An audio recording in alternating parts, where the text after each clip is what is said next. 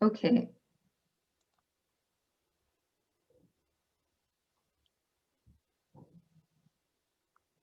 So let's formally start the webinar.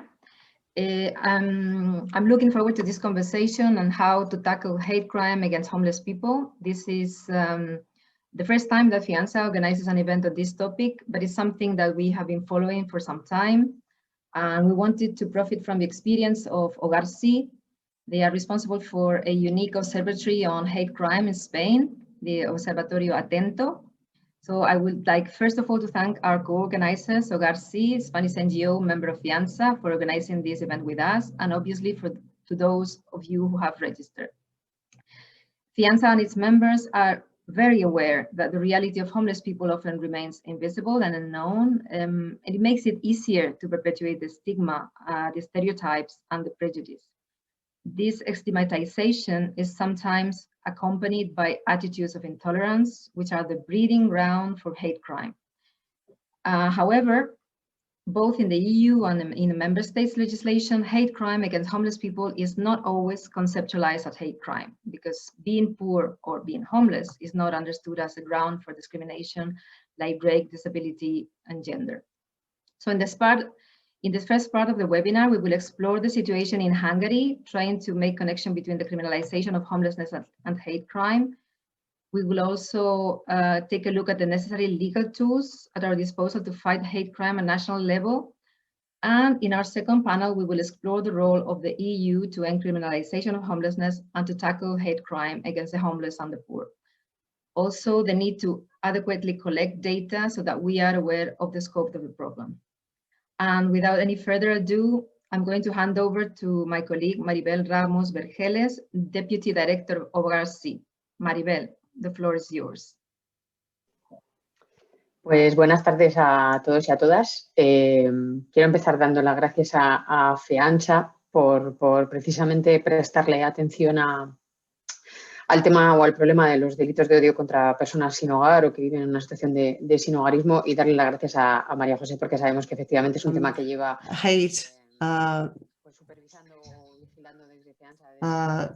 Crimes over on homeless people. And yes, Fianza has focused on this for a number of years, and we have been very happy to work jointly with Fianza to organize this webinar. We would like to wholeheartedly thank all of you who are here today, because this is a topic that is key for all the organizations who work in Europe for people who are in a hopelessness situation, and also due to the structural violence that living in the streets entails, and also hate crimes that homeless people are faced with. I have a sentence in mind that I remember sometimes, and this was said to me by Joachim, who lived in the streets, and he was talking about the difficulty of living in the streets. And at one point he said to me, the thing is that hitting a poor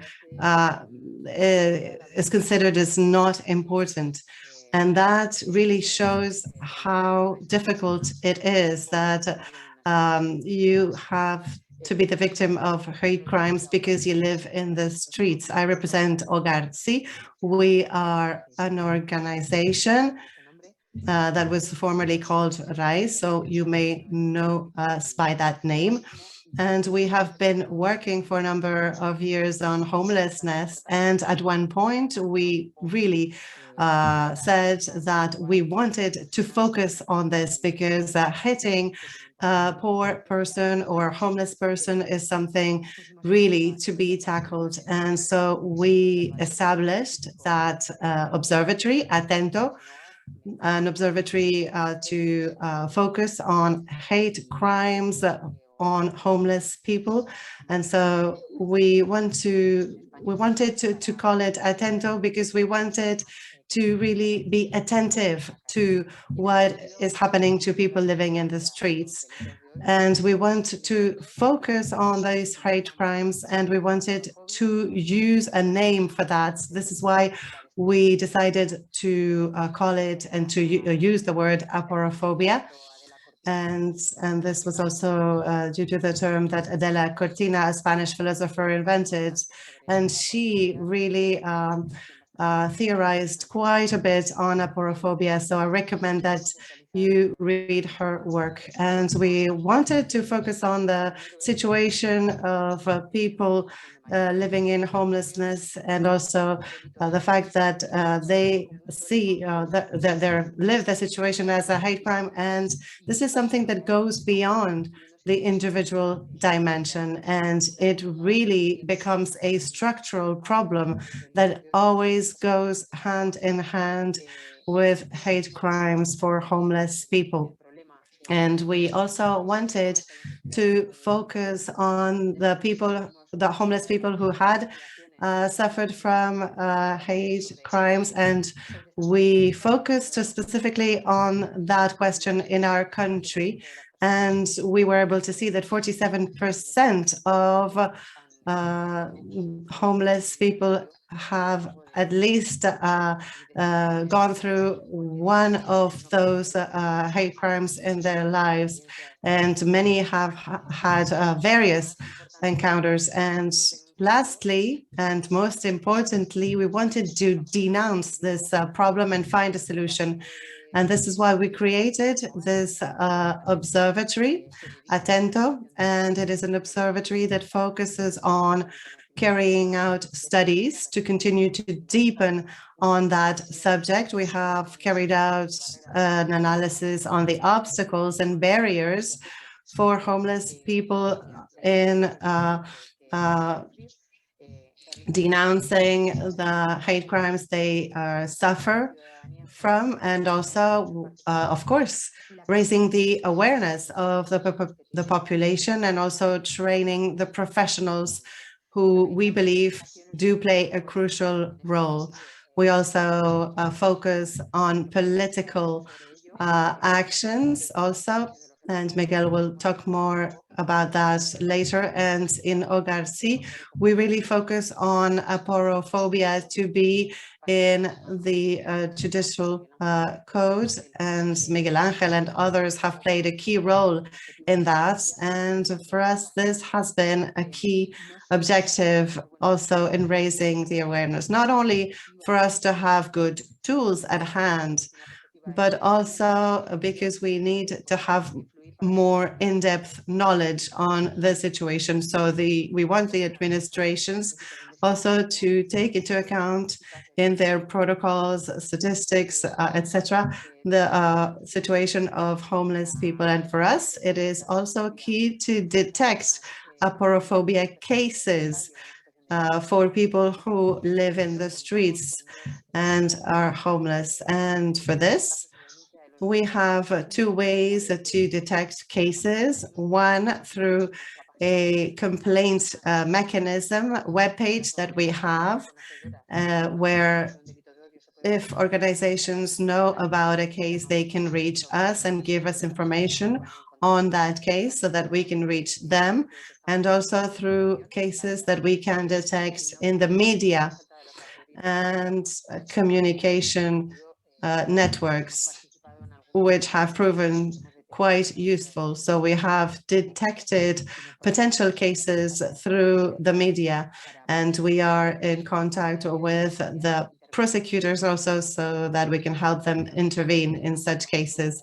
And lastly, we also denounce cases that we know of and accompany the victims when necessary.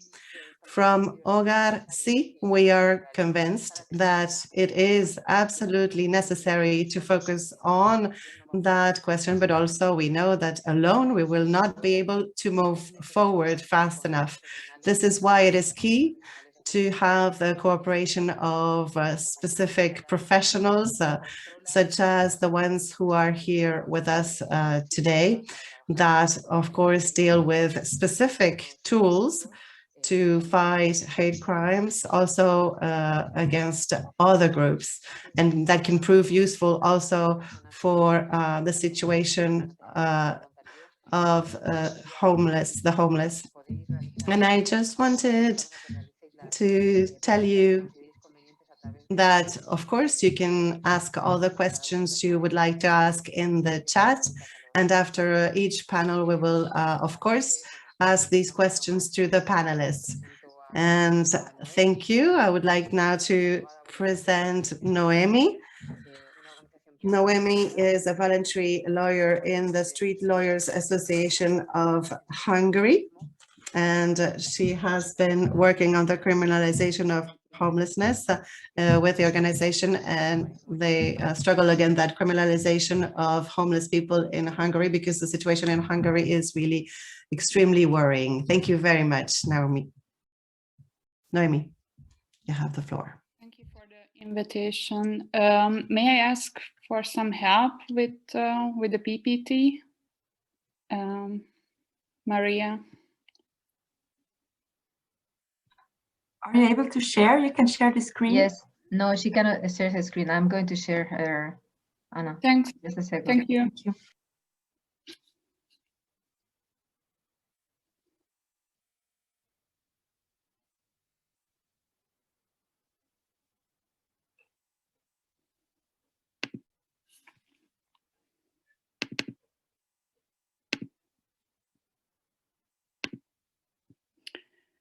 Okay, so good afternoon, everyone. Thank you for the invitation and the help for Maria.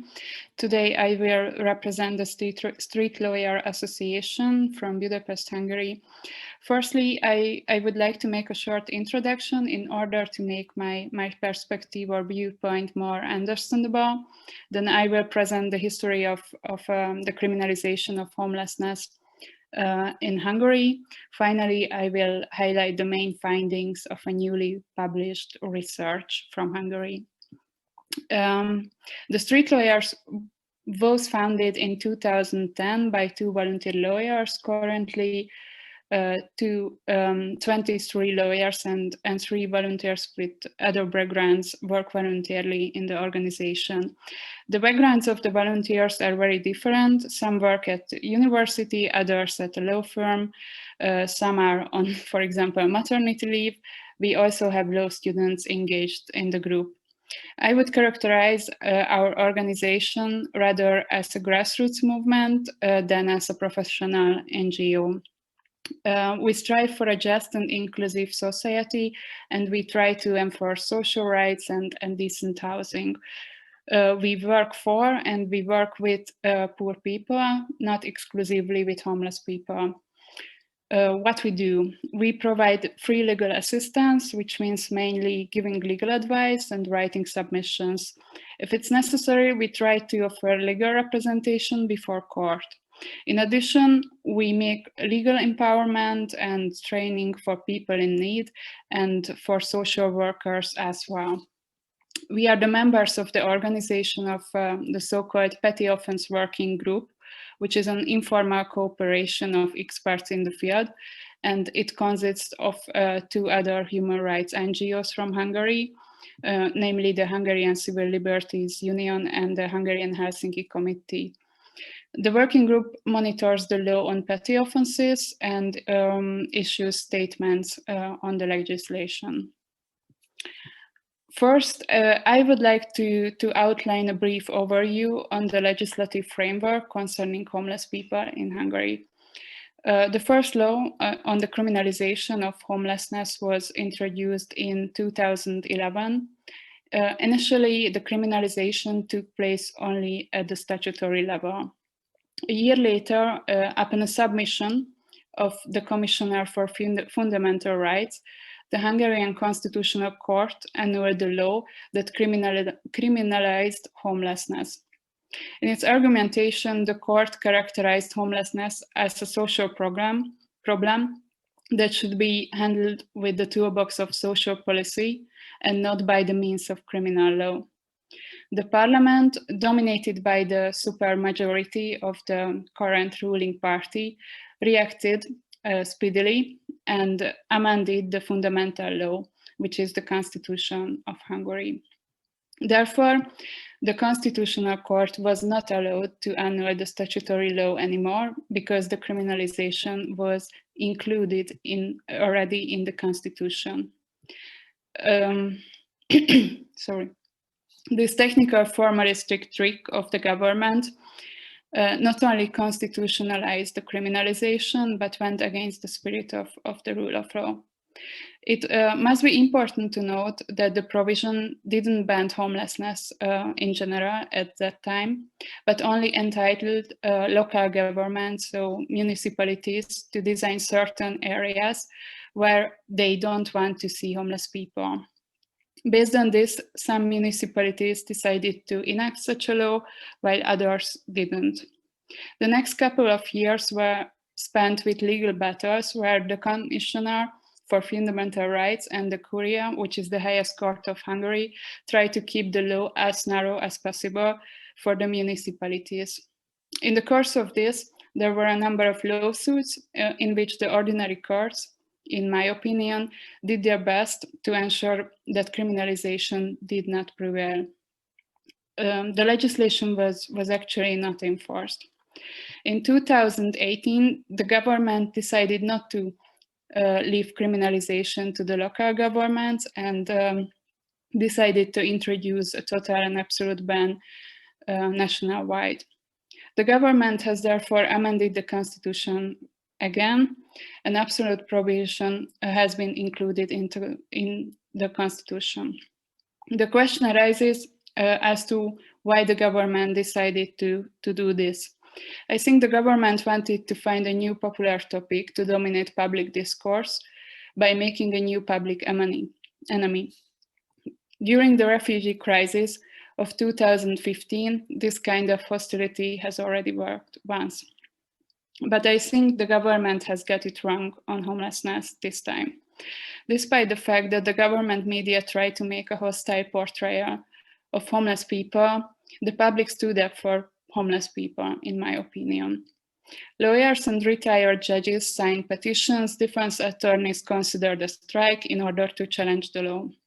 We have, the street lawyers, we have defended homeless people in court in a number of cases, so we have also had to decide whether it's ethically justifiable to participate in such proceedings, or would it be more proper to organize a general civil disobedience among the attorneys? It was interesting that the Commissioner for Fundamental Rights in Hungary remained inactive, and the ordinary courts didn't stop the proceedings at first. It was particularly surprising to me that small courts in the countryside started to suspend the cases. Later, courts in the capital, in Budapest, also started to resist and turn to the Constitutional Court. I deliberately use the word resist because the courts not only suspended the cases, but issued press releases on the matter, which courts in Hungary do very rarely. As the application of the law would have meant a lot of work and coordination between the police, the court, and the social workers, except for a short period of time, the law was not enforced. After several courts stopped the proceedings and referred the case to the Constitutional Court, as I mentioned before, the Constitutional Court had to decide on the case again. You may know that the court upheld the criminalization. This was partly because the criminalization was already in the Constitution, literally, and partly because by that time the court had already been captured by the government. Despite the decision, the law has never been enforced. As I mentioned before, it was because the law would have meant a lot of work from several government organs and from the social services as well. But last year brought new rules with the pandemic. Anyone who breaks the curfew is committing an offense, and this rule is now strictly enforced by the police in Hungary. We also have a number of clients who have been fined for this offense, and these proceedings are still pending at the moment, and we intend to go back to the Constitutional Court.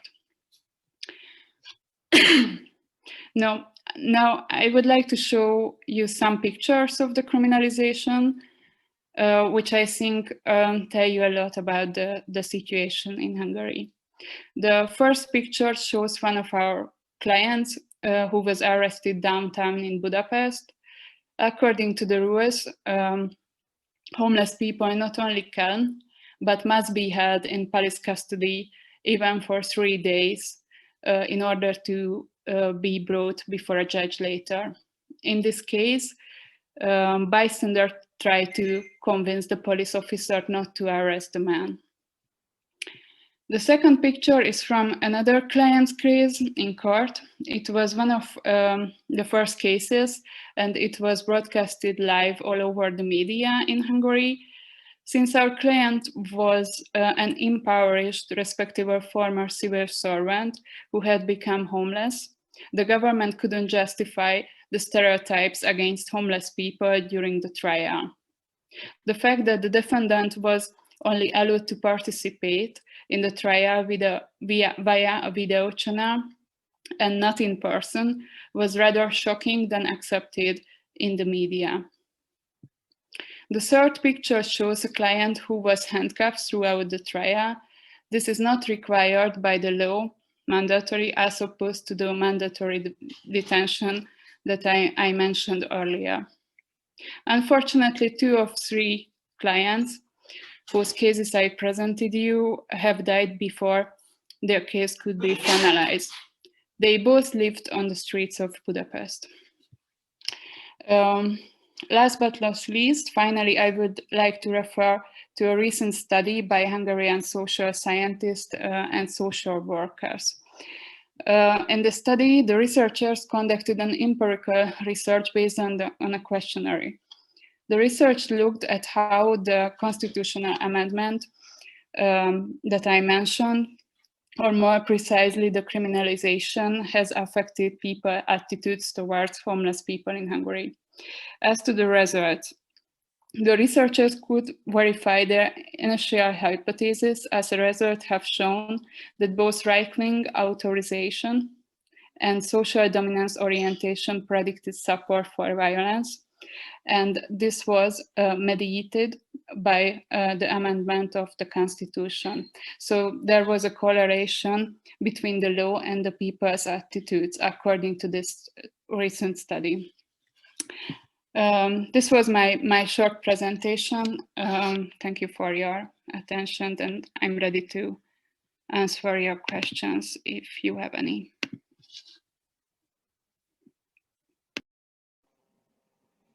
Pues muchas gracias, Noemi. Thank you very much, Noemi. Well, this is quite scary when we see this reality. As a colleague said, Budapest is beautiful as a city, but there's some things that show us that it's not so beautiful on the inside, maybe. I will give the floor to Miguel Angel, and if you agree, we will listen to the questions at the end of both interventions.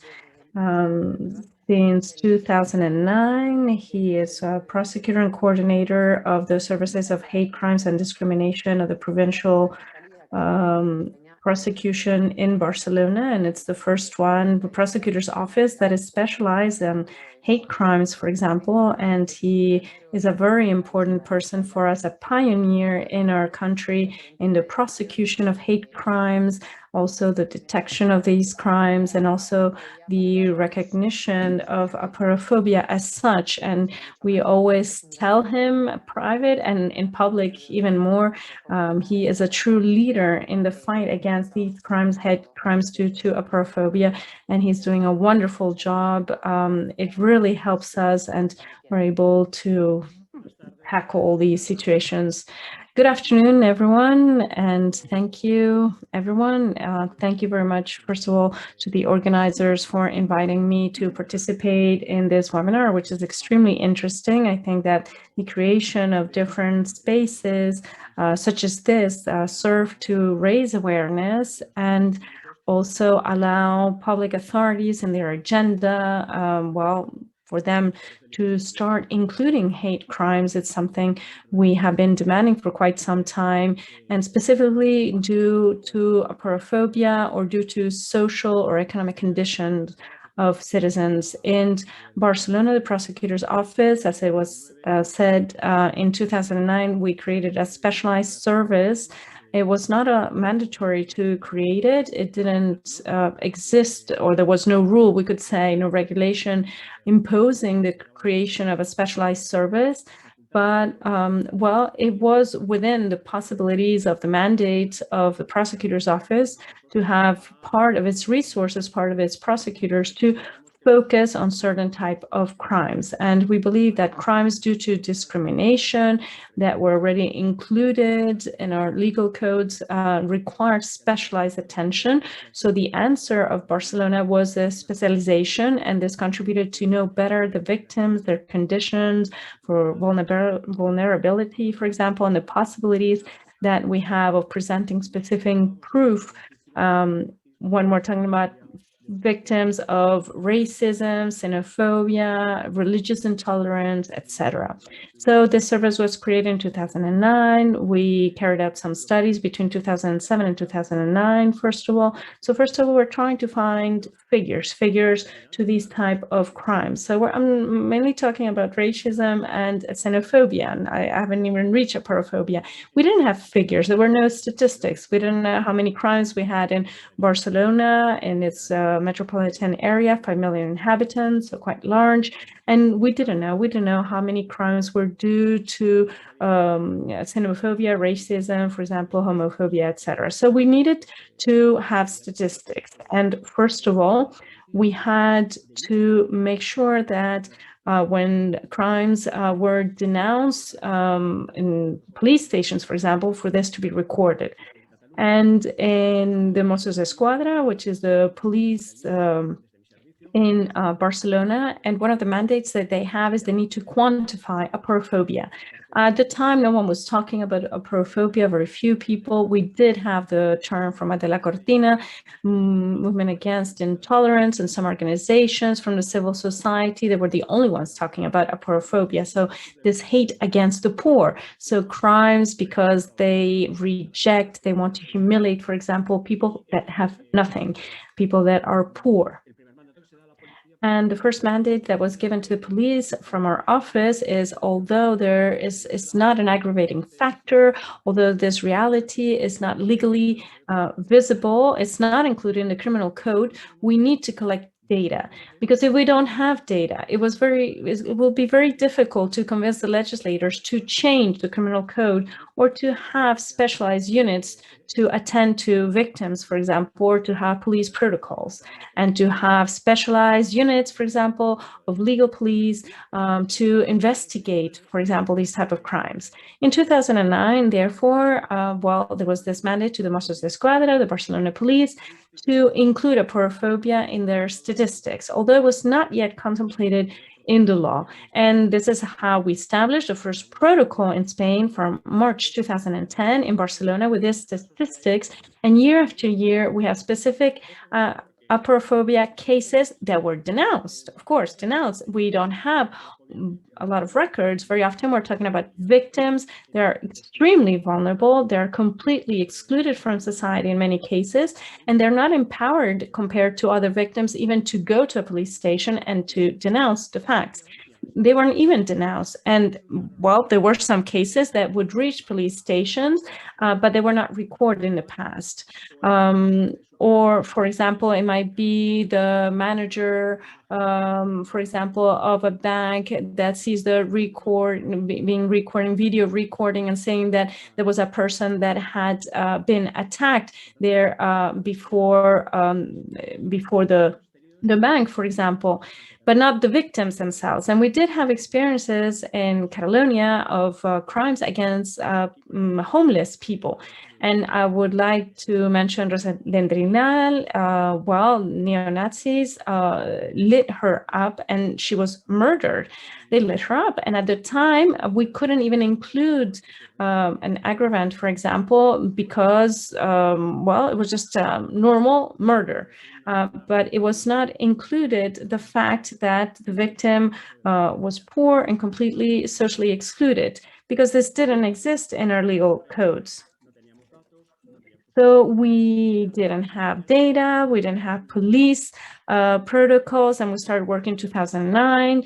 And in our first report of the prosecutor's office, well, we were requesting each year. What we do is carry out an analysis of the crimes, for example, and we propose to legislators changes. And we have been requesting for years for aporophobia to be included as a reason, for example, for discrimination in our code, in our legal codes, in our criminal codes. I am optimistic. Right now, there is a reform in the Senate and taking, well, where they're analyzing a law regarding children. And we do hope that aporophobia, it might be included as a reason, one of the grounds for discrimination, or one of the reasons why people are discriminated.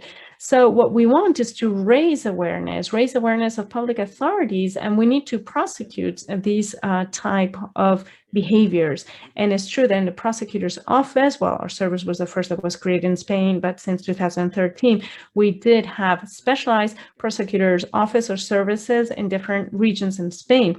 So we are looking at this. The problem is that we cannot request, for example, for this to be included as an aggravating factor, aggravating circumstance, because it's not included in the criminal code.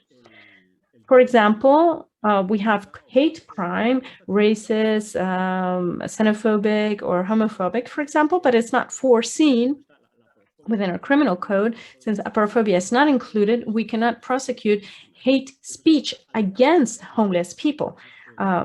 This would be very interesting because we identify websites or comments in social media. They're clearly discriminatory and that are promoting hate against homeless people. But right now, we need to have the reform of the criminal code, and until it comes through, well, it cannot be prosecuted.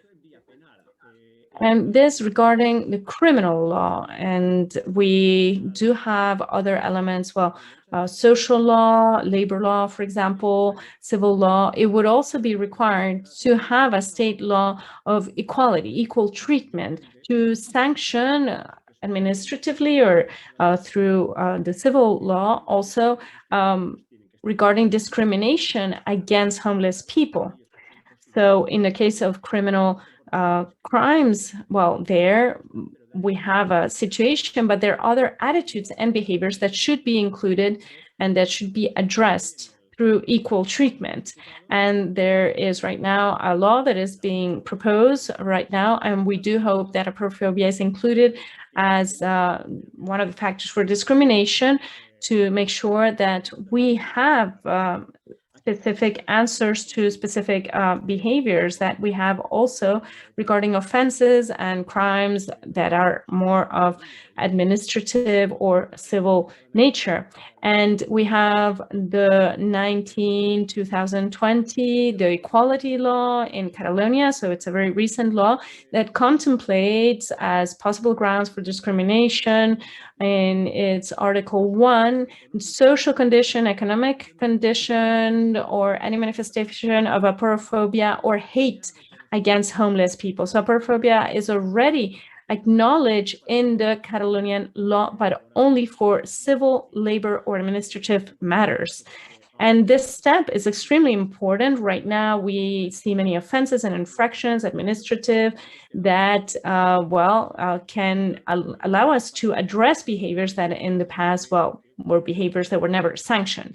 So we do hope to have these changes quite soon. And also the law that we have, the law regarding children in Spain, we do hope that it will pass before the summer and will be published in the official journal.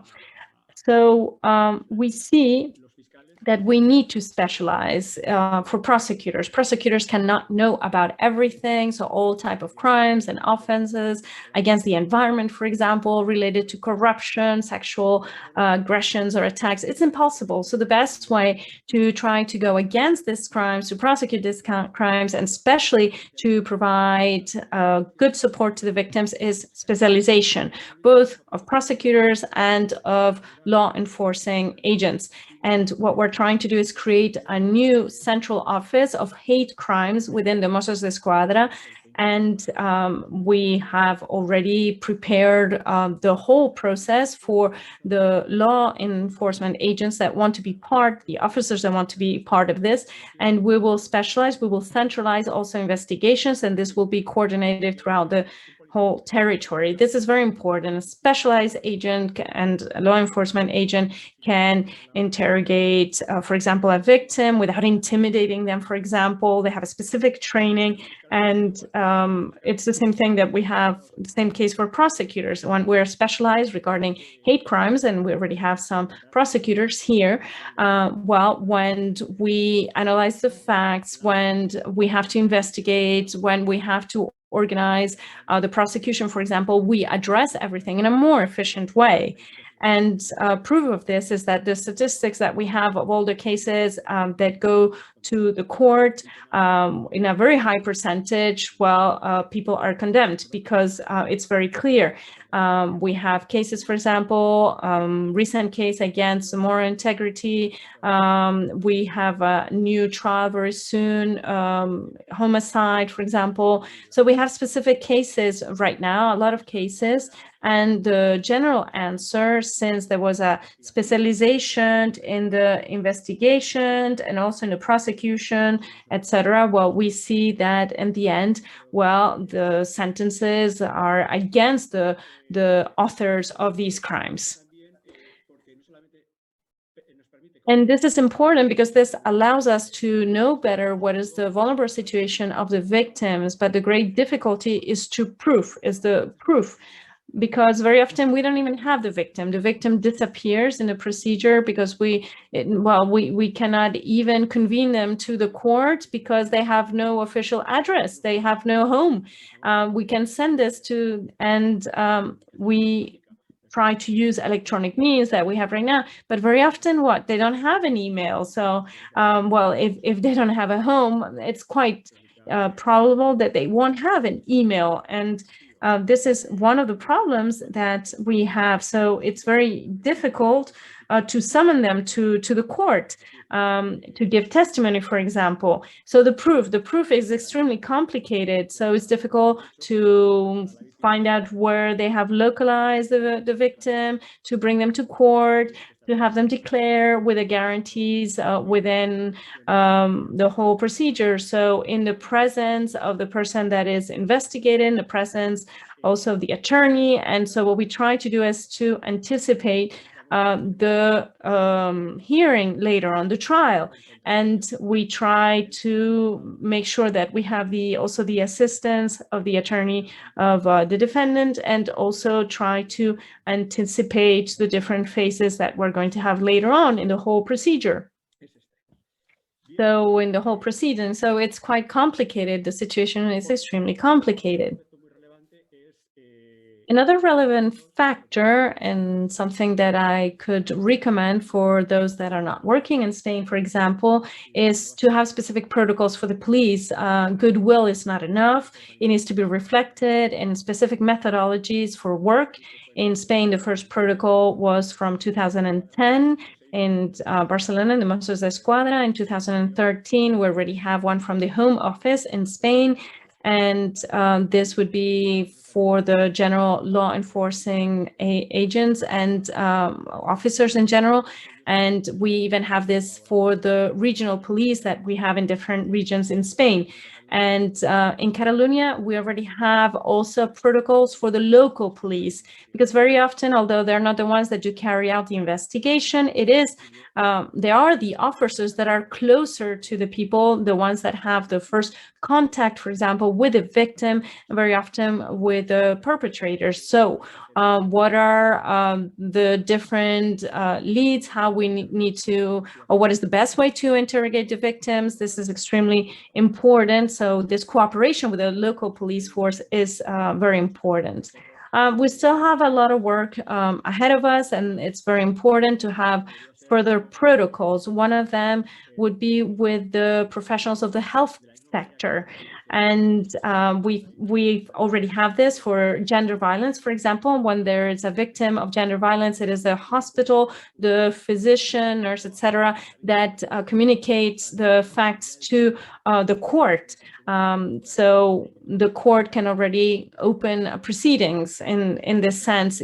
So to have a similar protocol in these cases, we think it would be very interesting regarding aporophobia, because very often victims do not denounce. They're not even aware, as it was said before, they're not even aware that what has happened to them, it's a crime, and they're not empowered, they're not able to denounce due to lack of physical health, mental health, or sometimes drug abuse, etc. So they don't have the same capacity maybe that other victims might have to take that steps. So we need this cooperation with the health services and also with social services. Social services also very often are able to detect that there are crimes against homeless people. Therefore, it would be essential for the social services, as soon as they are aware that one of these persons is a victim of a crime, they need to communicate these facts to the prosecutor's office or to the court.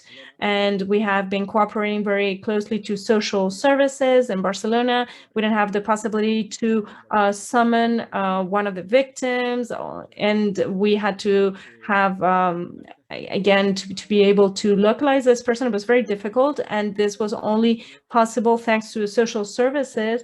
And in the end, well, right now, well, the victim was saying this in trial, at the hearing the other day, that thanks to the intervention of social services, this person was considering to leave the streets and to, well, be able to reintegrate society, something this person hadn't contemplated in the past. So we need this coordination between the social services, health services, civil society, also courts, and also different associations, NGOs. This coordination between all parties is essential.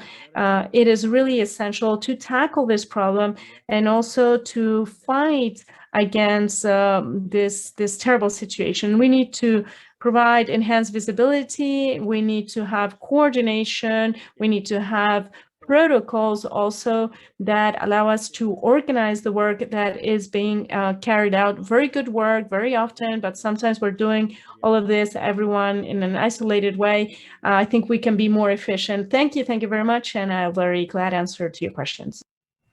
Bueno, pues muchas gracias, Miguel Ángel, y enhorabuena a la traductora que haya conseguido traducir. Thank you very much, Miguel Ángel, and also thank you very much to the interpreter who managed to translate very quickly. We were thinking here in the team that she was doing it very well because it was quite fast. Thank you very much to both of you. And some questions have arrived on the chat. Isabel Garcia from the University of Salamanca was asking about the results of the empirical research carried out, but Noemi did not carry out the study. We have given her the reference to the study, but I don't know if Noemi, you would like to make a comment on that research. Is it useful in order to continue to pressure the government on the legislation has an impact on the crimes that people are suffering from? I think the Hungarian government doesn't care much with the results of the scientific world or the academia. So unfortunately, my answer is that probably this study won't contribute the public policies in Hungary. That's my humble opinion.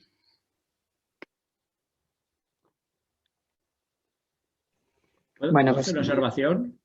Claro. Sí, yo Can quería... I make a comment? I wanted to say that attorneys do have the power to create legislation. And I think that the lawyers need to reach what the institutions are not able to reach.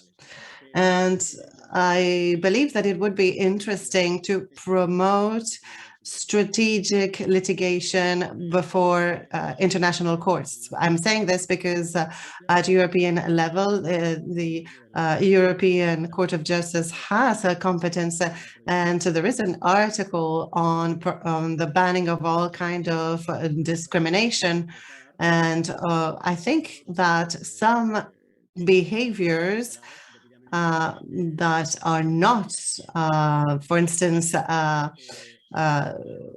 respected in Hungary could be denounced, and also the Human Rights Tribunal, because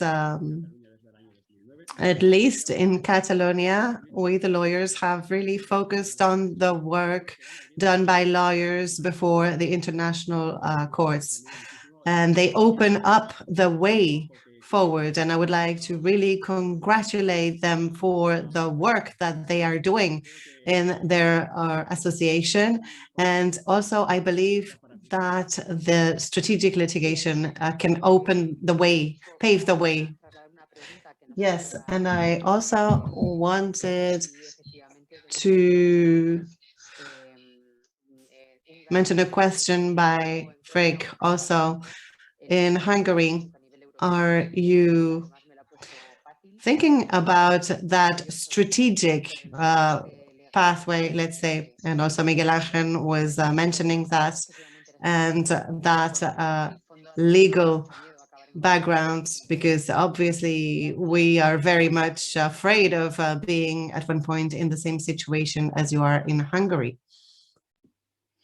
Thank you for the question. I think these cases are a little bit hard to litigate in Hungary because of the person concerned and because of the circumstances of the procedure that we have faced.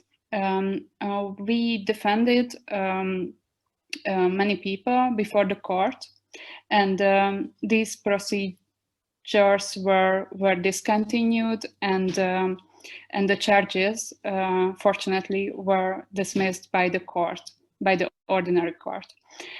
So that's one procedural problem, that's why we are not able to reach international court.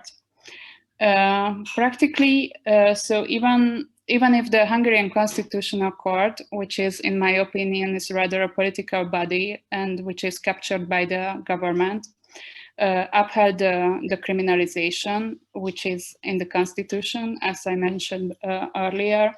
So even if the Constitutional Court defended the position of the government, the ordinary courts, so the lower courts in Hungary, did their best to protect homeless people because they dismissed the charges against them. With the exemption of a short period of time, the police later have not enforced the law that criminalized homeless people. So it was rather part of the political discourse and media attacks against the homeless people. And later there were no official procedures against homeless people. So I think these are the reason why we couldn't reach higher courts in the European context.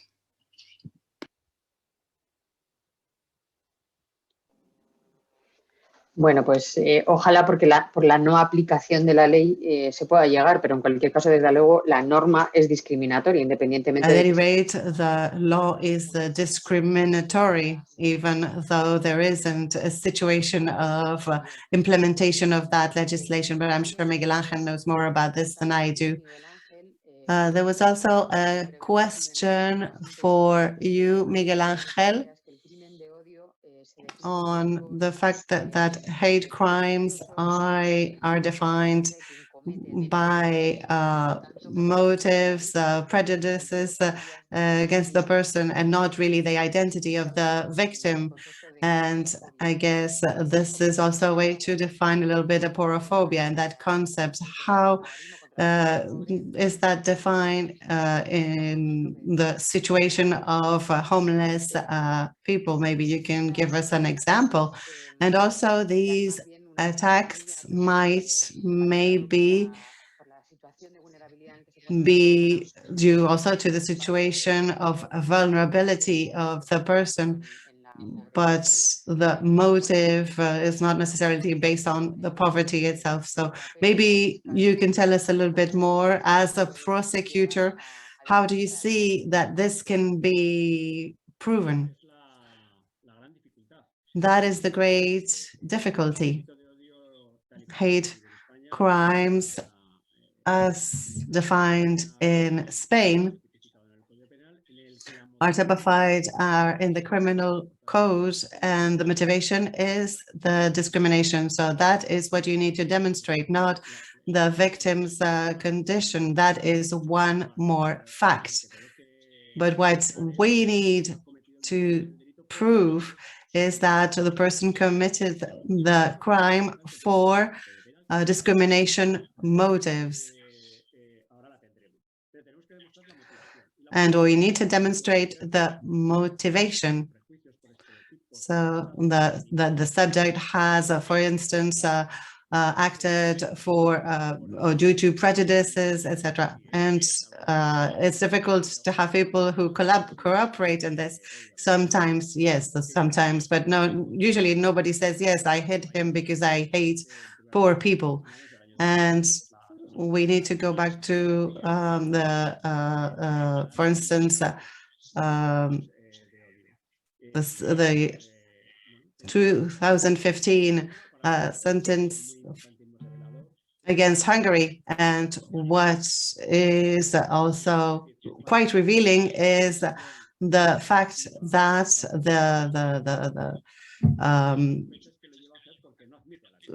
usually the person doesn't admit that the person is in a situation of social exclusion. So the fact that it is a free act, usually there is no real conflict. The person has been the victim of a hate crime just because he or she is poor.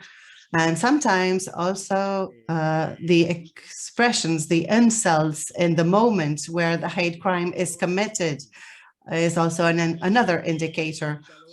Another one can be the information that law enforcement gives us, for instance, links to extreme right groups. And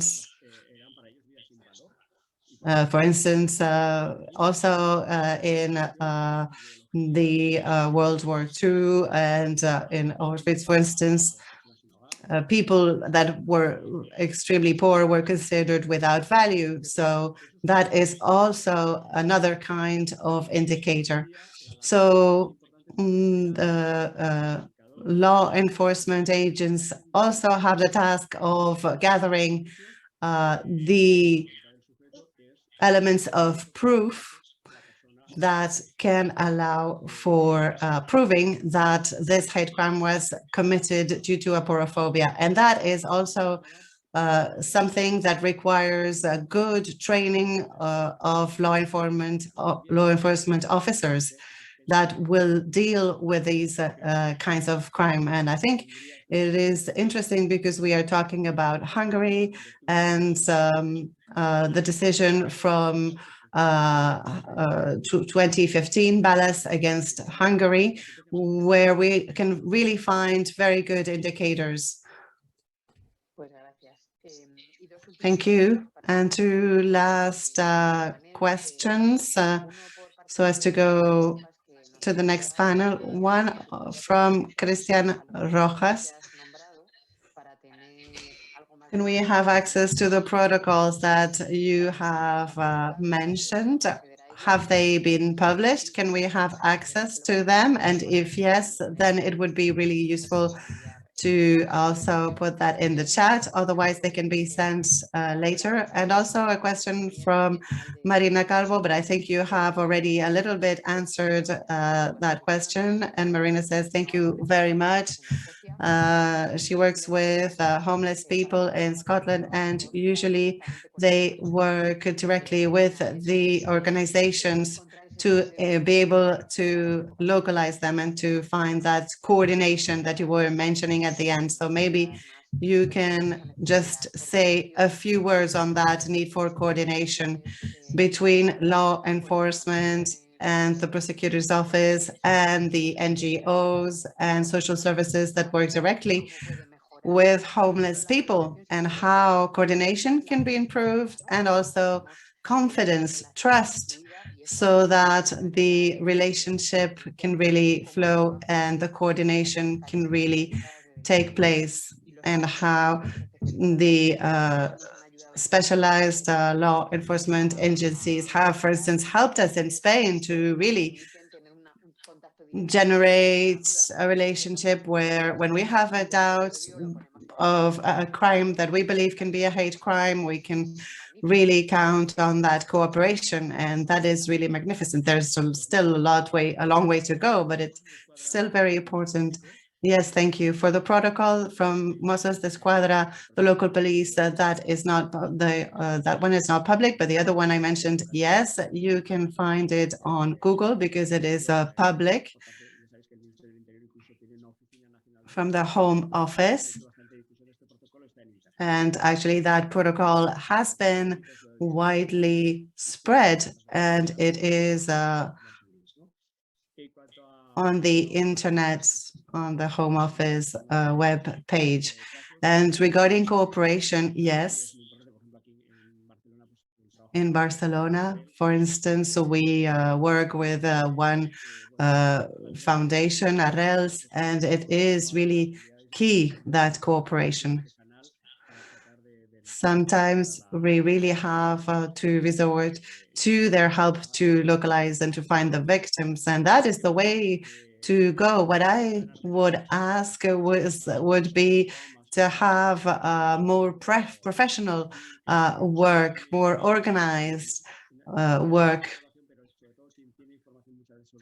And the organizations have information, but also the social services, and they also gather the information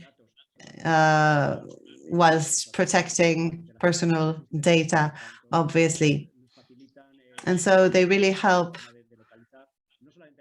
in finding the victim, but not only the victim, also the family members or friends that can lead us to the victim. So that coordination with civil society organizations, NGOs is really key. But I would love for this work to be more professionalized.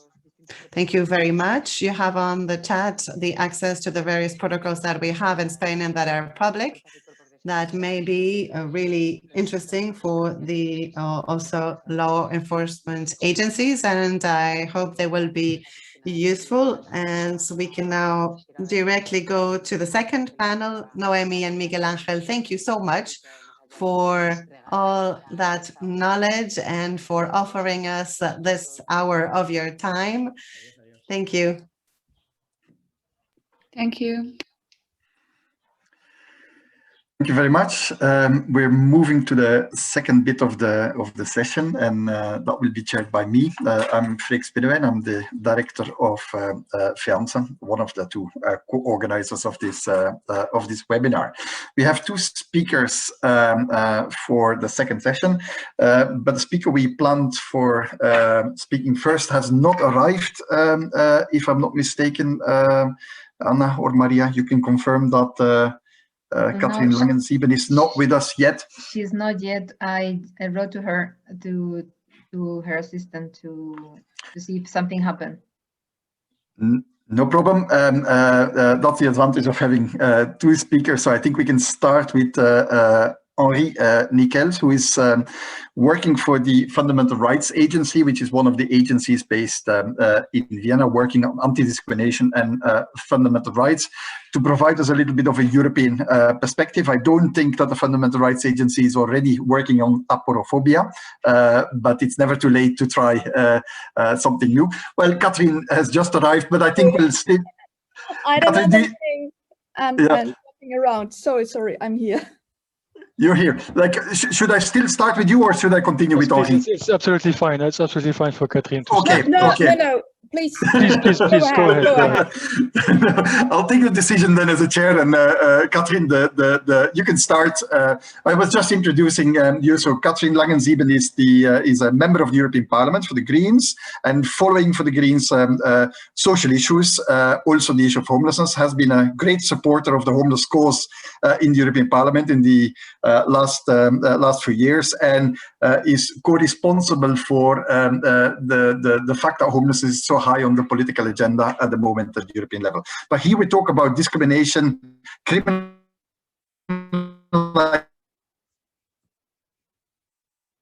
We can't hear you. I don't know if you can hear me. Freek, but Freek is... Your image froze. Can you check frozen. You're frozen. Or, okay, maybe he has a possibility to jump in or get back. I can say some words about homelessness, violence against the homeless people, and what our opinion is as Greens. And then, of course, looking forward for a fruitful discussion, let's say, and looking forward for the input of Henri. The situation of homeless people in the past, and I was a member of the local parliament in Hanover, I remember how hard it was to get this population or target group on the agenda.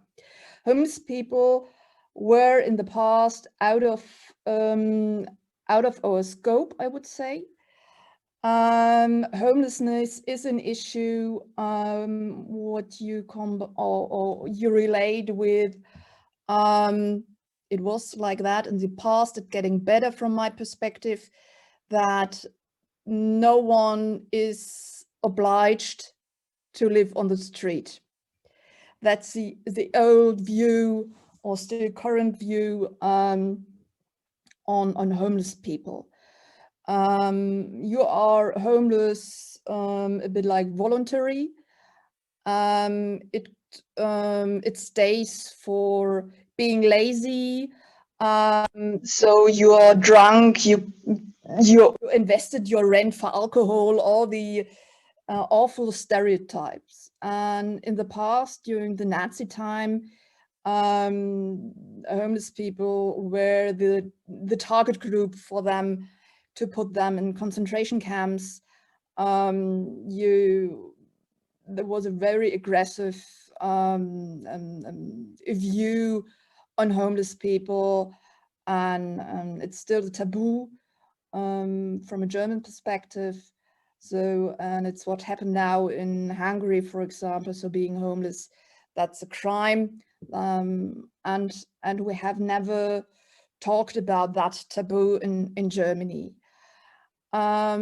We have, and that's why I'm so super happy and wanted to participate here on that panel, that finally the issue of violence against homeless people comes to a broader audience. We do have cases that it's fun to set a homeless person on fire. Sometimes we have news like that, horrible news. Living on the street means, by law in Germany, the locals are obliged to offer a shelter. They are not obliged to offer an apartment. I am a huge fan of Housing First. I believe in that from the bottom of my heart. And I'm happy to see that there in the last 3, 4, 5 years, that's a change in the society.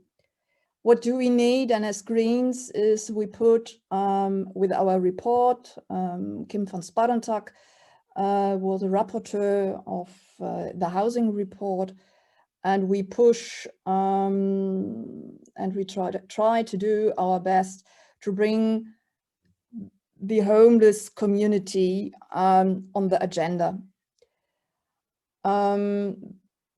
There are still unsolved problems or questions. What about, it's a huge issue in Germany, France probably, Czech Republic. What's about persons from Romania, Bulgaria moving to Western Europe and had the wish to get a job, and at least there are no tools, there's no possibility to get social benefits, social protection from the local governments. They don't have the right. They have the right for free movement, but they, at least if you don't have a job, you live on the street. And there's no one who helps you. That is a lack, and people who are in the parliament or working for the parliament inside the parliament working on that question of mobile workers. So if workers are free to move, we urgently need an answer for that group. That's unpopular. It's still like, yeah, you are not obliged to move from one country to another. I see it differently. And we as Greens, we ask, of course, first of all, housing for all. Everyone needs an apartment or place to live. I was a shadow rapporteur for the Greens on the child guarantee. We flagged the issue on situation of children, parents are homeless. We don't want to bring them for one single day in a shelter. That's not our opinion, but it was impossible on that point to get that in the child guarantee. So what about the whole group of teenagers living on the street?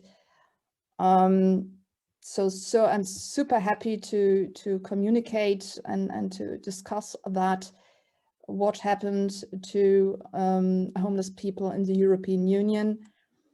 We are still far away from equality, and I think we have to change our view that is only one single white male group of persons who are homeless. How safe are homeless women, homeless girls, and that we have to push the member states to push to end homelessness by 2030. That's our goal. We need social security systems. We need special services on the health sector, finance sector, and housing sector to offer homeless people a safe life. And that's the only possibility I come to an end to avoid any violence against homeless people. So that was on a short run from 1945 till today. So I'm looking forward for your questions or the discussion. Thank you. Thank you, Kathryn.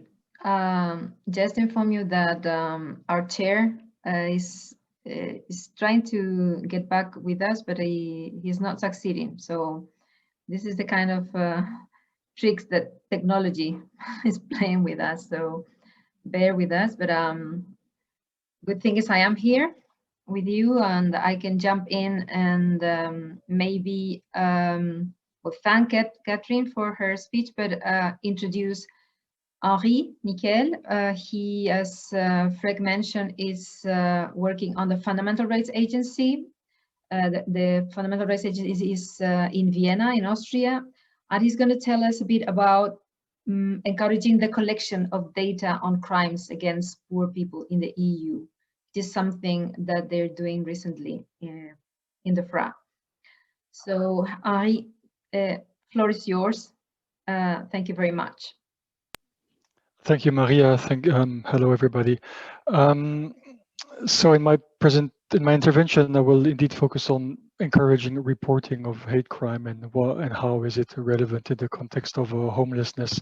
As Freek mentioned, the agency is not working specifically on that issue, but there is still work that we are doing that is relevant and that might help in your reflections and bringing things forward.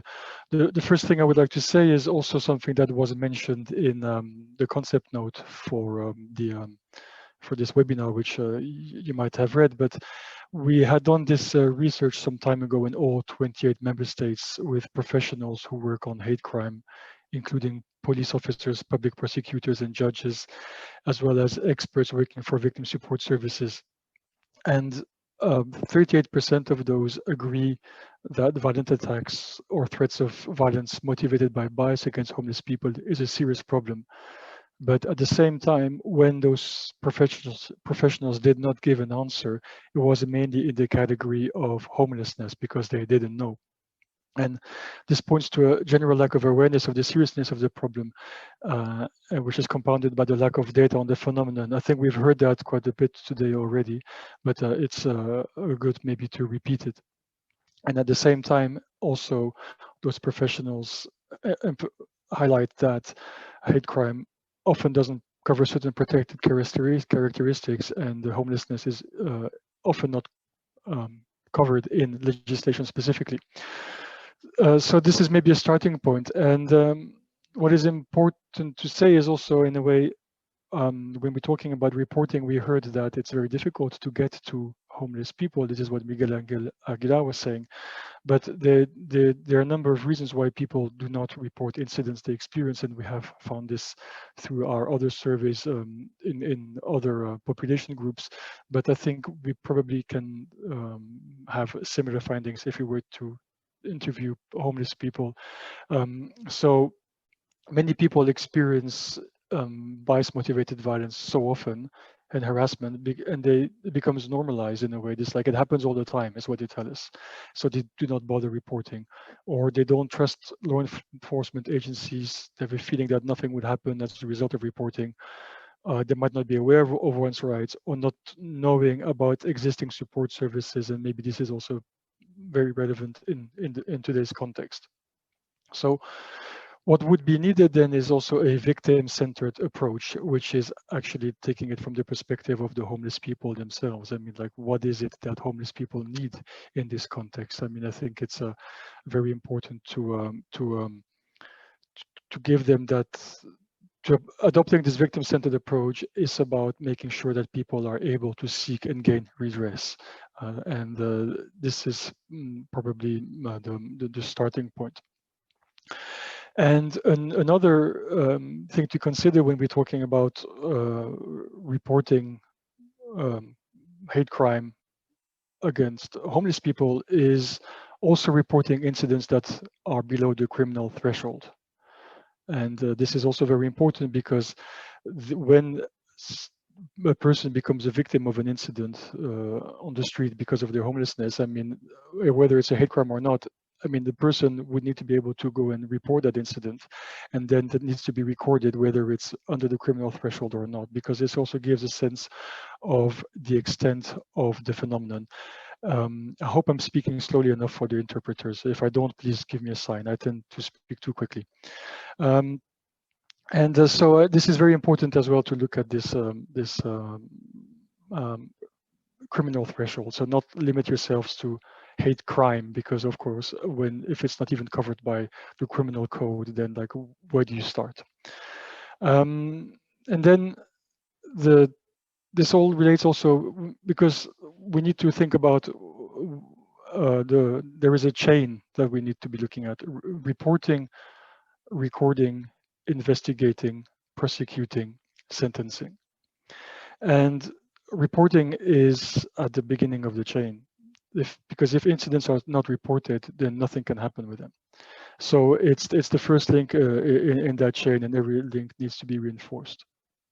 So, and then one point I would like to make before I go into more detail about how to encourage reporting, it's also coming back from what has been mentioned before, maybe also by Kathryn, is this element of intersectionality on the grounds of discrimination. And also with homeless people, I mean, we have very many different categories of homeless people, and the experiences among them would be very different as well. I mean, homeless women, homeless migrants, homeless men, there are many different categories that could be looked at, and each one of those will have their own experiences that also would need to be taken into consideration. So this intersectionality aspect is very important. And what I would like to focus my input on is on work that the agency has done with the European Commission, and also ODIHR and our colleague Alessia Hanek has put a question in the Q&A, and also a question to Miguel Angel Aguilar. Also with the ECRI, which is the European Commission Against Racism and Intolerance, with member states and civil society organizations under the broader umbrella of the EU high-level group on combating racism, xenophobia, and other forms of intolerance. Under that high-level group, there is a subgroup or a working group on encouraging reporting of hate crime and also improving the recording and data collection on hate crime. And this working group has developed a set of key guiding principles on encouraging the reporting of hate crime. I will provide a link to it when I'm done with my input, so hopefully you will listen to me rather than read them as I speak, although maybe the second option would be better.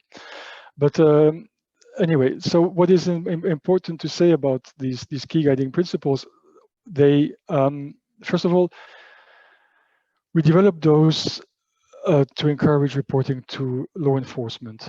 But I mean, yeah, as you will see, it doesn't mean that that applies only to law enforcement, far from it, but the state has a responsibility to address hate crime.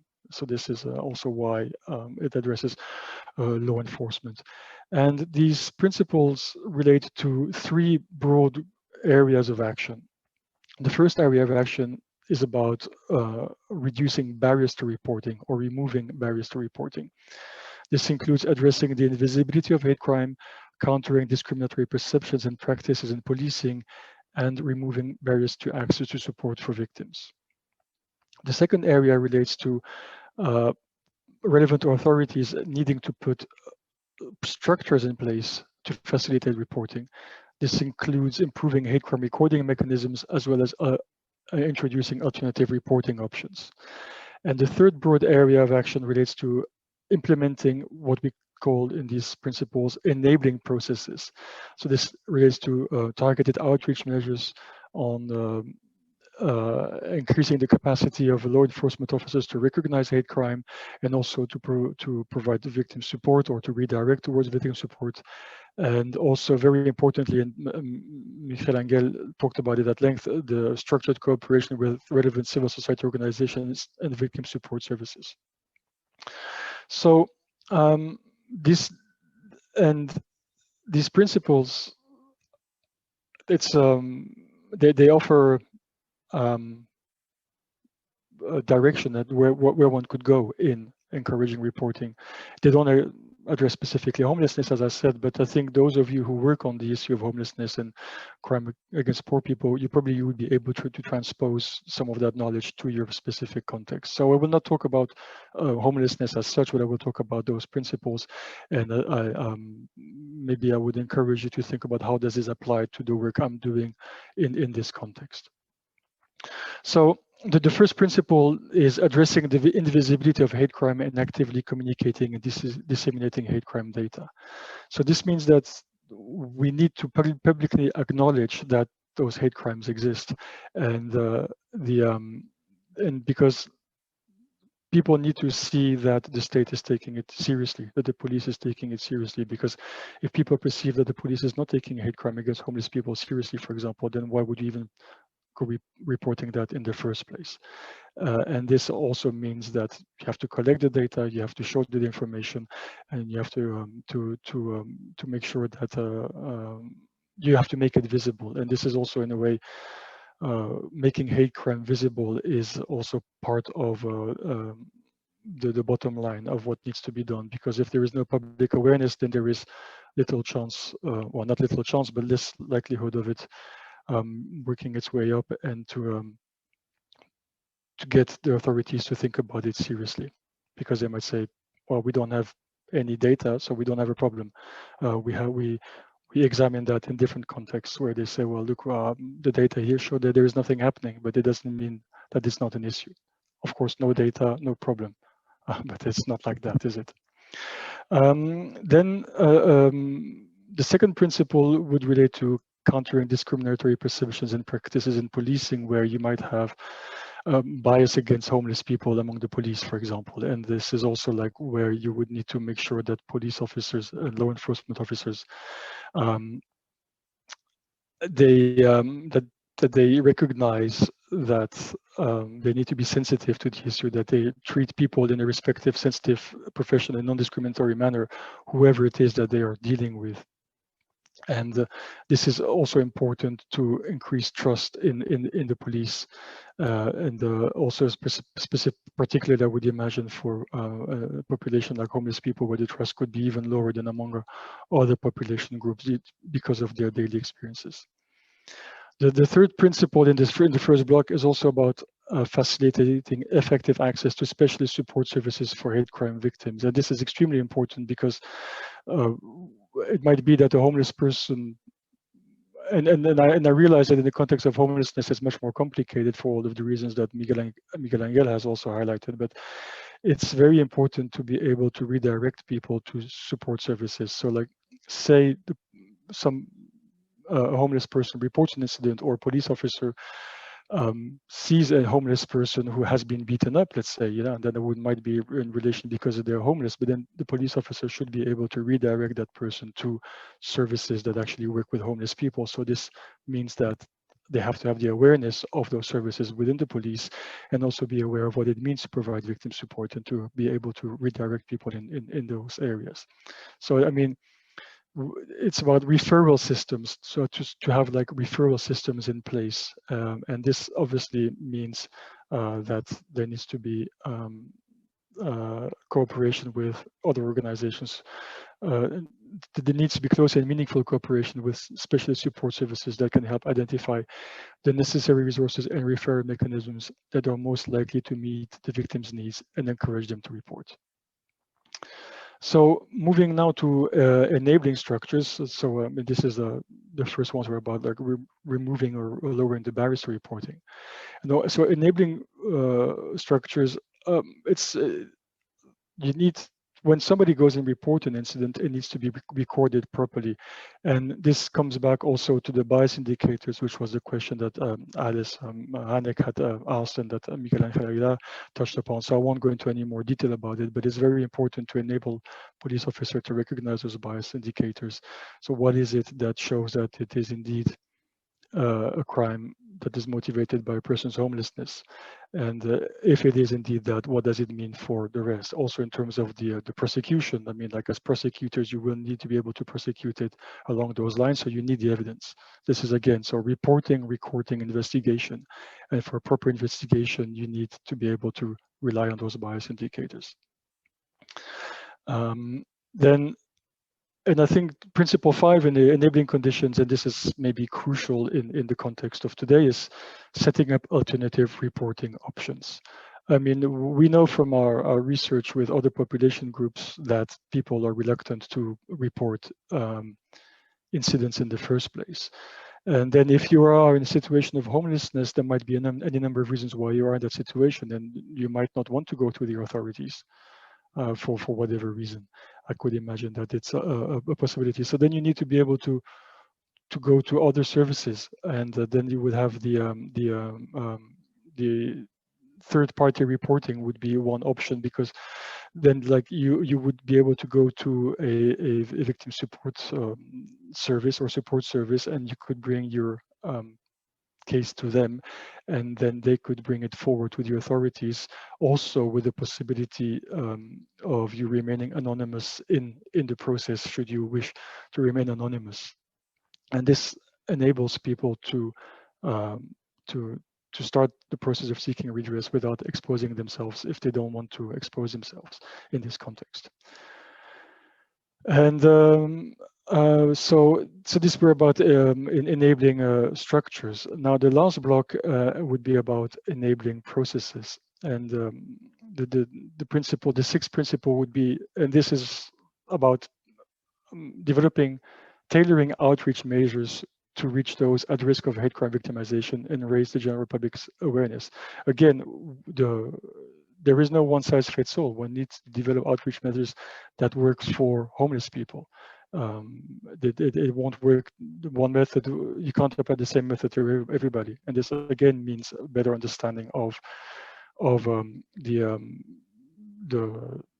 the risks that potential victims of homeless victims of hate crime face in that context. And so also it's also about the general public. I mean, having the awareness of the general public, because how often do we see people just walking past homeless people as if they were not there, even when we see that they have been, for example, in a situation where, I mean, we see that they might have been, I mean, it happens all the time. And so the general public to be aware, more awareness of what it means, and then they would also maybe be more willing to become witnesses, to witness, and then also to report incidents themselves. So this is also part of the process, or like in terms of raising awareness of the issue. The seventh principle is about building institutional capacity through specialization, comprehensive training, and specific guidance. And this is also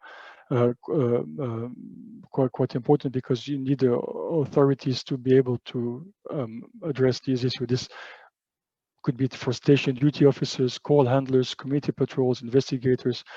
Community organizations and online portals can all be entry points for a hate crime report, but all of these people, they need to be able to identify hate crime, record it, and ensure access to support to victims. So this is about building their capacity to react to hate crime.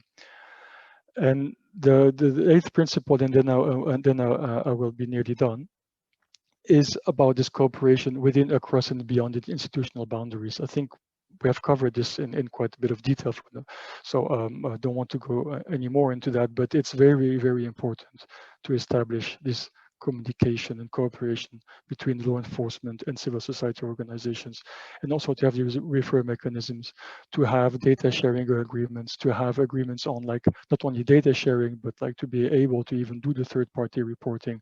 So if somebody is going to report an incident, that these organizations can take it forward. And without these structures in place, it won't happen, because otherwise, if you want to be able to seek redress, you need to be able to go that step further. And then this relates to the ninth principle, which is cooperation with civil society and community organizations, because they are the ones also who have their ears to the ground, who know what is happening. We can also work with the police to attract their attention as to where there might be issues and how to go about the process. And the final principle, and I will stop here, relates to regularly assessing progress and impact, because it needs to be a continuous exercise to make sure that we are actually able to deliver on that we are continuing to address the issues, that we are continuing to enable people to report these incidents. So these would be 10 principles that can help improve the reporting, encourage reporting of hate crime, that could be applied to the context of homelessness. And just to, I mean, we through this work that we are doing on this subgroup, and also in close cooperation with our colleagues at ODIHR, the Office for Democratic Institutions and Human Rights, we are working with member states and the national authorities in implementing those principles on the ground. So it's not just a document that is there, but it's actually working on the ground, and there's a lot that can be done from the national level. So I will leave it at that. I hope I was clear and not too fast for the interpreters, and thank you. Thank you, Henri. That was extremely interesting. In our concept note, we were underlining these these gaps. So especially about under-recording, under-reporting, and removing all those barriers that allow for more, more investigating and more sentencing in the end. So the kind of structure that you just showed. So thank you so much. It's very interesting. We are closely following the work that you're doing in the FRA in relation to this. And so I will take a few questions from the audience, both for Kathryn and for yourself, okay? And I hope that you may be able to answer them. So first, maybe one question for Kathryn. Are you ready? So Mrs. Langes-Sieben, what role can the European Parliament play in pushing the Commission and other EU bodies to pay greater attention to the fight against aporophobia, especially in view of the Commission's initiative to include hate speech in the EU list of crimes? I don't know if you know, I explain it for the rest of the audience. The Commission opened the possibility to include other in the list of other crimes, in the list of crimes that are defined.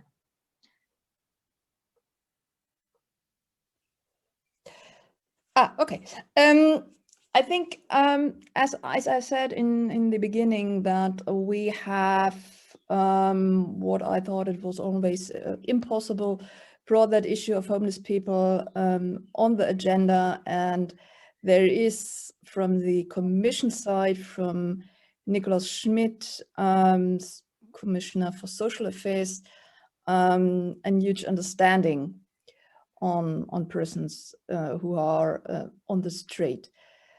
Maybe I can, how can we push for it? We have different strategies. We have the Roma strategy, we have the child guarantee, and we have the disability strategy, where we can push the Commission by questioning, bring it to the to a panel, to make it public, to bring the people, the homeless people, into the public, and make it clear that we need answers to end the situation of homeless people and financing.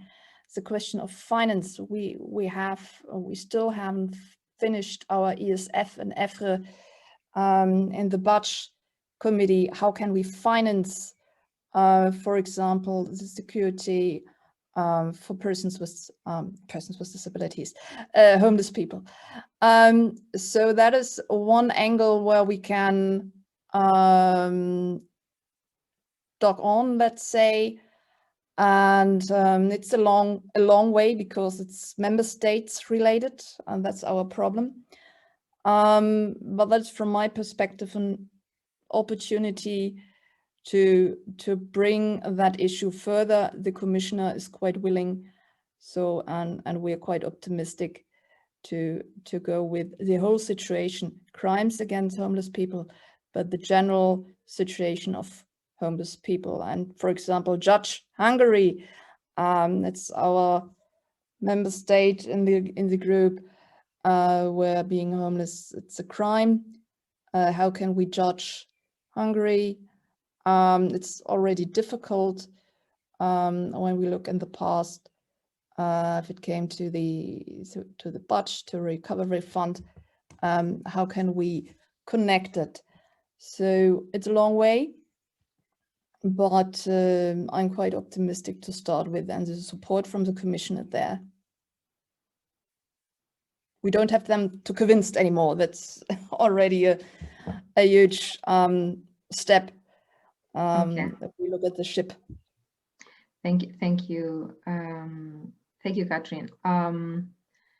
There was a question pending from the previous panel. I don't know if any of you would like to ask it, or maybe someone from the previous panel can jump in. It's about the term aporophobia, which is a term that was coined by Adela Cortina. So there's someone who asking that they have not been able to obtain an English translation of her writing, of Adela Cortina's writing. Can any of our Spanish colleagues present in the room provide a link to an English translation, like a kind of an official translation, or is that possible at all?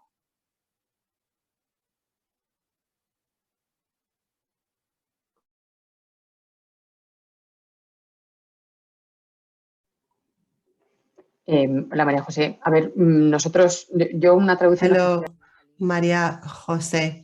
I am not aware of an official translation into English. I have seen written aporophobia, the term as such, but even in Spain, the term was not officially accepted by the Royal Academy of the Spanish language. And in our case, it is, a Spanish philosopher. And so I could not say if there is an official translation, but the term, the word aporophobia in English, I have seen it in writing. I don't know if that helps in many cases in English. It helps. Thank you so much for jumping in, Maribel. That was really interesting. There are a few other questions. I don't know. They don't say for which person. There's one about prevention. I don't know, maybe Henri. What is it being done in the member states, the European Union, to change social norms and stop people from discriminating and hating? So this is a question more in relation to discrimination. Is there any work being done to prevent the crimes? This is a question from Philippe Tucker.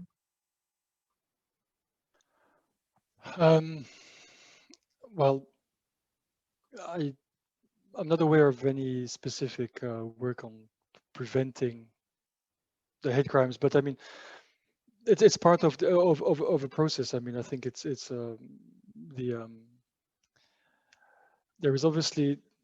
there is legislation in place at the EU level. For example, the framework decision on combating certain forms and expression of racism and xenophobia through criminal law, which is also part of preventing, in a way, through applying the law, you can start preventing the phenomenon. But I mean, the prevention is a different area where you need this awareness raising that I was mentioning, not only about the situation of the people that you're in, but also about like what is the impact on people of this type of behavior.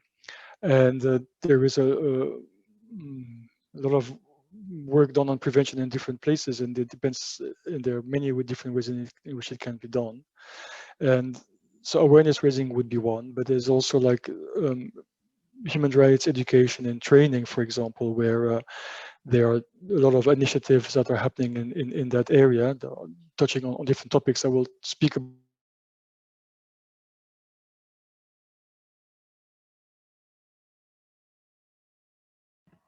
antisemitism. They're different. Sorry? You were frozen. Ah, am I back? Yeah. Oh, sorry, Maria. I don't know where I was stopped. So I was just saying, for the prevention, they're like in human rights education and training. This is also work that is being done that can help. And this I have an example which is not relating to the topic of today, but like in combating anti-Semitism, for example, there is work done on Holocaust remembrance or on celebrating Jewish life, which are different ways in which the prevention can be done. So, but then there's also at the EU level, I mean, on non-discrimination, I mean, we have to acknowledge, I think, that the EU has a very advanced framework for equality. It has gaps. Where there's an artificial hierarchy of grounds. It's far from being perfect. The Equal Treatment Directive still needs to be adopted, but there is a lot happening at EU level. There's the Racial Equality Directive, the so-called Racial Equality Directive. There's the Employment Equality Directive. We have the Gender Equality Directives. And there is a lot there. And these are standards at the European level, and member states often go beyond those. And like, for example, national equality bodies were set up under the Racial Equality Directive to promote equal treatment and also to fight discrimination on grounds of racism and racial and ethnic or racism. But most equality bodies have gone beyond that and cover a broad variety of grounds and a broad varieties of areas of life. And this in a way is part of maybe of a prevention concept. So it's a very indirect and convoluted answer to Philippa's question, but I think it's also part of that. And maybe Kathryn want to add something, I don't know. Would you like to add something, Kathryn? Yeah, thanks. That's what I try to flag. We have different directives, different committees, and different, let's say, strategies came up in the past, where we put or try to put the issue of homelessness, not hate crimes, but the situation of homeless people in these strategies. And sometimes we succeeded, sometimes not, but it's a mainstreaming topic, and it's not an enclosed homogeneous group, so we have to bring it into all fields, so that's on the negative side. We are running into that it can be more hidden, and it's a part of in one strategy. What we need is a strategy against poverty, and where we could have and focus on homeless people. That's what we are fighting for in the parliament, but we are quite far away from that. So for the moment we can succeed with mentioning and flagging, and try to bring it on the agenda as good as we can, and that's a struggle for years. Yes, and maybe to add, I mean, Kathryn has already, I think it was Kathryn who mentioned the Roma framework. I mean, this is also somewhere where inspiration can be taken from for other areas, because I mean, Roma often are in situations of extreme poverty, severe housing deprivation, and this is also something where there could be lessons learned from that context, or what is being done in that context, and how can that be transposed to the context of homelessness and the fight against poverty more generally. And I think there is a lot of data that is being collected on people's risk of being at risk of poverty. We collect data in our surveys on severe housing deprivation from different population groups, and these are also part of indicators there. And through using this data and information in the policy process, and using that data information in the lobbying process, could be part also of those prevention work. Thank you. Well, especially there was a question about statistics being collected specifically on homeless victims of hate crime in the EU. I think we mentioned something in the concept note, and I think it was 2016, like the last report that we have with data on that, but I'm not sure. Could you say a few words on that? The report that we did in 2016 was about the professionals' views on hate crime, and where there are issues pertaining to hate crime, and where and homelessness was one of the questions that there was to them, like how seriously do they perceive the problem of hate crime against homeless people to be. But we have not collected specific data on the incidence of hate crime against homeless people.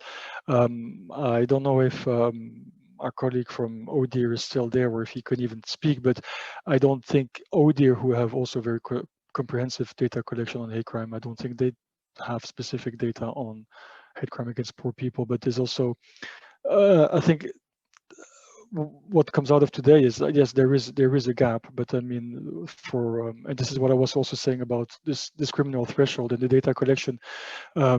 States will collect data on where they have a mandate to act. So this is also something where that one need to take into consideration. And maybe at this stage of the Alesh has responded. Thank you. Only Spain is collecting this information, but maybe at this stage it's something where the data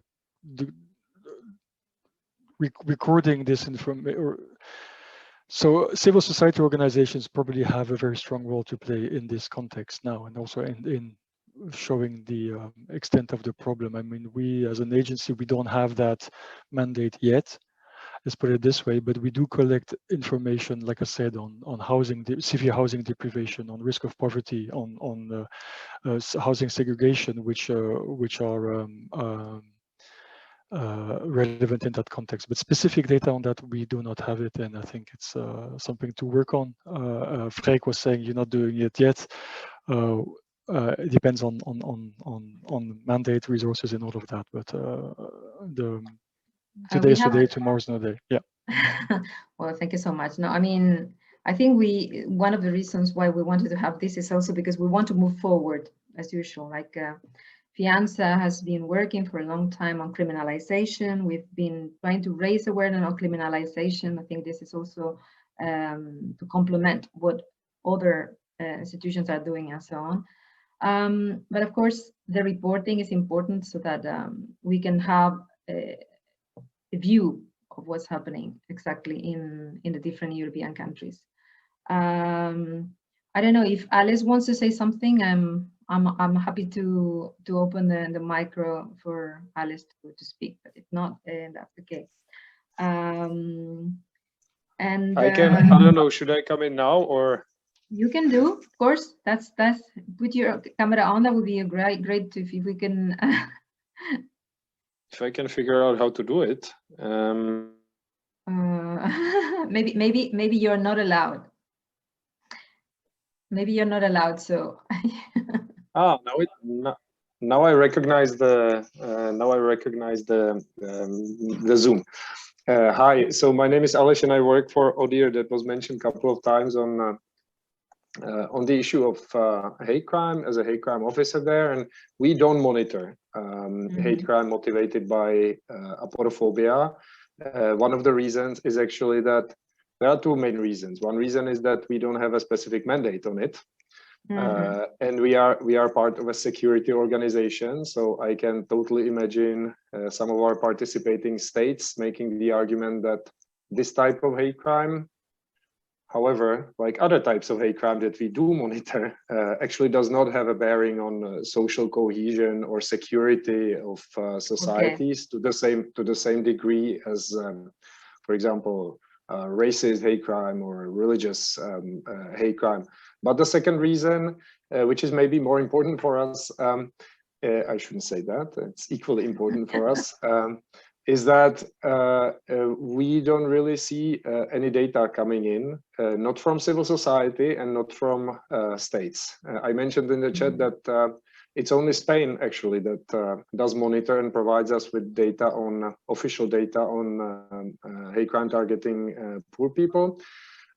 We do in our reporting, we do re-report information that we receive from civil society organizations as well. So maybe this is a good place to encourage organizations that do have data on hate crime targeting homeless people to send it to us. I will post in the chat when I'm done speaking. I will post an email address where you can send and a link where you can check for more information. And if you know about incidents, send them to us. And I think I would actually love to have a technical discussion about what it means to have aporophobia or maybe wealth or social status or poverty included in the hate crime provisions in the criminal code. I think it would be a really interesting discussion for me and maybe a few others, but I'm afraid it would be very boring for most of our audience today. So I will stop here. Thank you very much for giving me the floor, and I'm looking forward to seeing,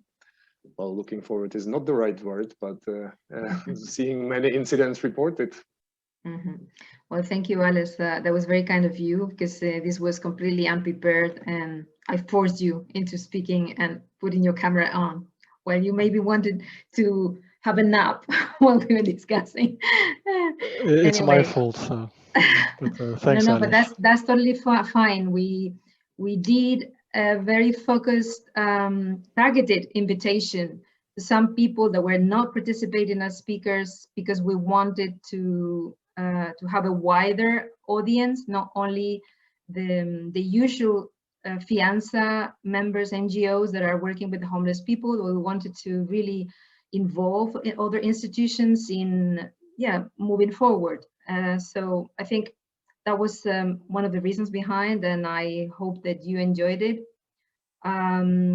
I am going to say bye now. Si me permites, solamente hacer una anotación. Yo estoy feliz. If you allow me, I would just like to say that I am very happy to follow up this invitation that we just heard from Alice, and this will allow us to progress for a long time from ORC. We have been conveying information, so when they were requesting the information each year, we would send the information, and it was true that at the beginning, they were not taking into account the specific data regarding aporophobia. So now we're doing it, and I think this is a very interesting call that all organizations need to take up to communicate this information, to report, to send it to Alice. And we have this information, it's data that is here. It is an issue, it's not a non-existent issue, it is a very clear issue. So I'm very happy just with this. I think it would be a very important step that we can take. And I think that international institutions need to pay attention specifically to this problem. Thank you. Gracias. Gracias, Maribel. Well, thank you. I think now this is time to for us to close the webinar. I thank you all for taking the time to be here with us. I hope that this will be the first one of more conversations, and I encourage all the participants that need to get in touch with any person that has been participating in this webinar to let me know, so that we can all share the contacts that we have and work together towards improving the situation in Europe. And of course, I'm here for any of you who would like to